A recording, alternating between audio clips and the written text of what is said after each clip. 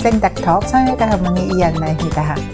우리가 보통 처진 가슴은 항상 꺼진 가슴을 같이 가지고 있는 경우가 대부분이세요. 처지기만 한 가슴이 없고 되게 꺼짐을 같이 동시에 가지고 있거든요.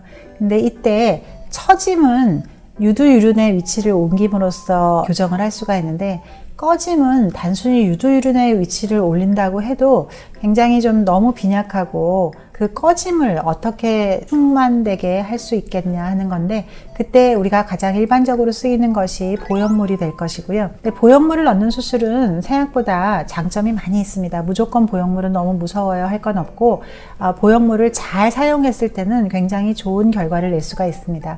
근데 우리가 보통 거상술과 보형물을 같이 수술할 때는 꼭 장점만 있는 건 아니세요. 우리가 보형물을 써서 하는 수술에 위험부담이 10가지가 있다면 우리가 처진 가슴을 올리는 수술에도 위험부담이 한 10가지가 있거든요.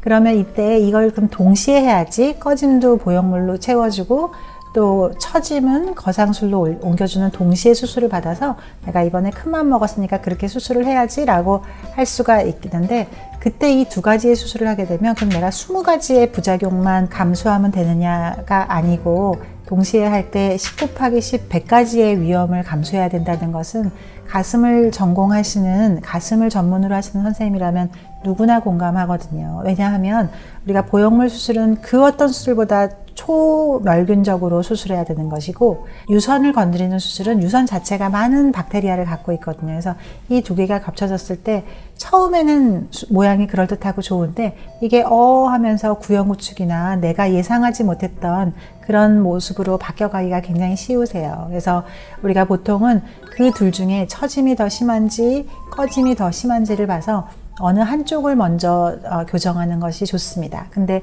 이럴 때 처진 가슴을 가지고 있는 사람에서 내 유선을 이용해서 꺼짐을 같이 교정해 주게 되면 우리가 처짐과 꺼짐이 동시에 해결이 되게 되고, 마치 거상 확대술처럼, 확대술인데 내 유선을 이용해서 유선 재배치로 하는 거기 때문에 두 가지의 수술을 하는 거지만 보형물을 사용하지 않고 내 유선만 가지고 할 수 있는 방법이 있습니다. 그래서 보형물을 이용해서 하는 꺼짐 수술, 또 내 유선으로 해서 내 유선을 마치 보형물처럼 위의 위치에 심어줘서 하는 유선 재배치의 거상 확대술, 이렇게 큰 두 가지로 생각해 볼 수 있겠습니다.